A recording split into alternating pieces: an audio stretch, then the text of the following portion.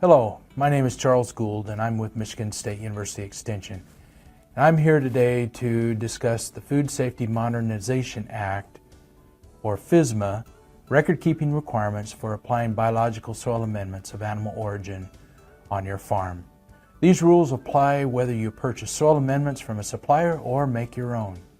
This video will cover which records you need to have on file in order to be in compliance, tips on how to take records, and finally, record storage requirements under the FSMA Produce Safety Rule. First, let's talk a little bit about record keeping in general. Although written documents such as Standard Operation Procedures, also known as SOPs, Corrective Action Plans, and a Farm Food Safety Plan or Manual are not a requirement under FSMA, a well-written SOP and Farm Food Safety Plan will benefit your operation in several ways. First, having these details written down can help you respond more effectively to questions from buyers, auditors, or FSMA inspectors. Next, SOPs provide a consistent process to ensure that records are collected and documented in a standardized way. As a result, it will help avoid misunderstanding and error when multiple employees are collecting data. Documents detailing how you ensure the process is done the same way and recorded the same way every time is an excellent way to demonstrate process control. A food safety plan and SOPs can serve as standards for day-to-day produce safety management on the farm, allowing for more efficient and effective use of employee and management time and resources. And finally, having standardized processes and procedures in written form allows for efficient review and revision on an annual basis or when something is not working well.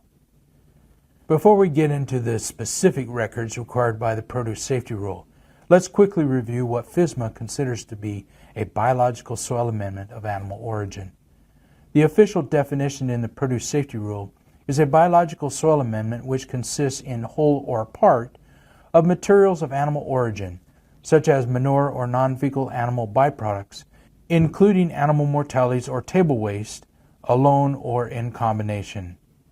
It also includes any amendments that contain biological components of animal origin that are not manure-based, such as blood meal and feather meal. For any biological soil amendment of animal origin used on produce covered by the FSMA Produce Safety Rule, you must establish a process of collecting and storing all the amendments. The particular records that need to be kept depends on whether you are purchasing the amendments or preparing them yourself. Let's start with the easy one. For any biological soil amendments of animal origin that you purchase, you must have documentation from your supplier to prove that they used a scientifically valid process to eliminate pathogens and that their products are appropriately monitored during processing. Additionally, the supplier must document that the amendment has been handled, stored, and transported in a way that minimizes the risk of cross-contamination with a higher risk soil amendment of animal origin. This may sound like a lot, but essentially what you need from them is a certificate of conformance.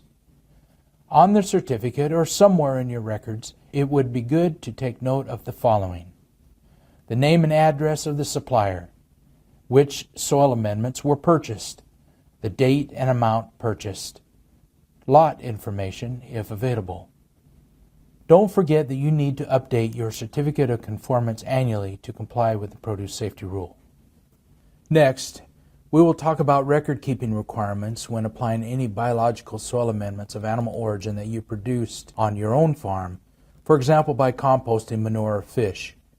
In brief, you'll need to keep the records about the treatment process, process controls, storage, handling, and safe transport. Let's break down each of these components so you can better understand the type of information you'll need to collect. First, the treatment process. The Produce Safety Rule requires you to document that you are using a scientifically validated and controlled process. This process can be one of four types: physical, for example thermal; chemical, for example high alkaline pH; biological, for example composting; or a combination of any of these three processes. If you are composting animal-based materials, the Produce Safety Rule outlines two scientifically validated processes that are acceptable. The above might sound complicated, but it actually is relatively straightforward to execute. For static composting, the rule requires growers to document pile temperatures of a minimum of 131 degrees Fahrenheit or 55 degrees Celsius for 3 consecutive days, followed by adequate curing. Because of this, always make sure to take and document temperatures of your pile. Record the dates the temperatures were taken and record the duration of the curing period. The second process outlined in the Produce Safety Rule is termed composting. For this, growers are required to document pile temperatures of a minimum of 131 degrees Fahrenheit or 55 degrees Celsius for 15 days, followed by adequate curing. The 15 days do not have to be consecutive. The compost must be turned a minimum of 5 times. If using this method, in addition to taking and documenting temperatures of your pile, recording the dates the temperatures were taken, and recording the duration of the curing period, you'll also need to record the date every time you turn the pile. Refer to video entitled Safe and Successful Composting under FSMA for more information about ensuring that you are following scientifically validated composting techniques.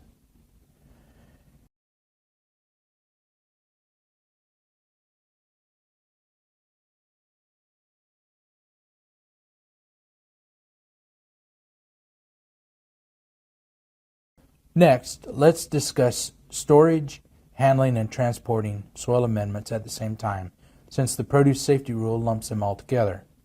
These standards apply to all soil amendments of animal origin that are available on your farm.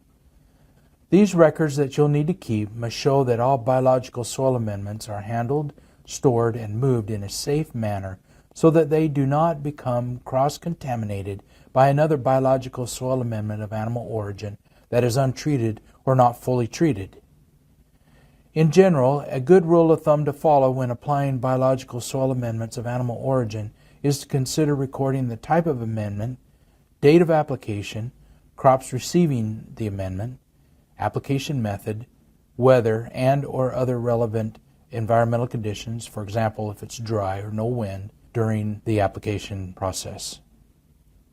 If this sounds like a lot of paperwork, consider that your farm might already have documents and records that could be used or easily adapted to meet the FSMA requirements. For example, your harvest records could be cross-referenced with your soil amendment application records to demonstrate your pre-harvest intervals.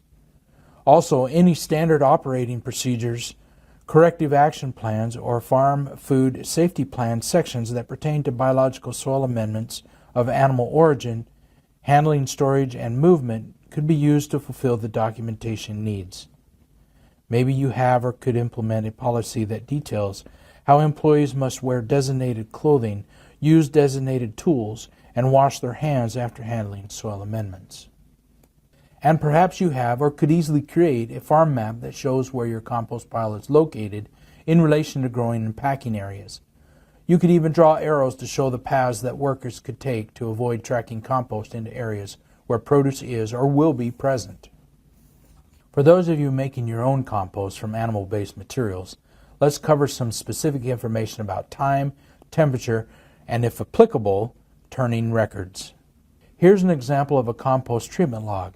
This one can be found on the Produce Safety Alliance website under Resources. At the top, you'll notice spaces to capture information about your methods and ingredients. It is always a good idea to record the location of your pile, especially if you have multiple composting locations. Also, there is a space to record the start and end dates for the process. If you're turning your pile, you can enter the turning dates in the far left column. The columns in the middle are for recording temperatures and the time you take them. For accountability, the column on the far right is for the initials of the person taking the record, and there is space for the person reviewing the records, such as the owner or the supervisor, to sign and date at the bottom. Again, if you already have logs that record similar data, keep doing what you have been doing and simply add in any additional records that are specific to the FSMA rules. If you are new to record keeping or looking for a change, there are many templates available online to print off or fill out electronically. Your record keeping can be as high-tech or as low-tech as you would like. A record taken on a clipboard with a pen attached by a string is just as good as a record taken on any electronic device. The most important thing is finding a way to keep records that work for your farm so that it actually gets done and gets done correctly. Generally, this means that all needed supplies for making a record need to be available at the location that the activity is happening. In terms of keeping the records, the Produce Safety Rule requires all records to be retained for at least 2 years. Records must be stored on site for the first 6 months. After 6 months, records must be stored so as to be accessible on site within 24 hours upon FDA request. If records can be accessed electronically while on the farm, they are considered to be on site.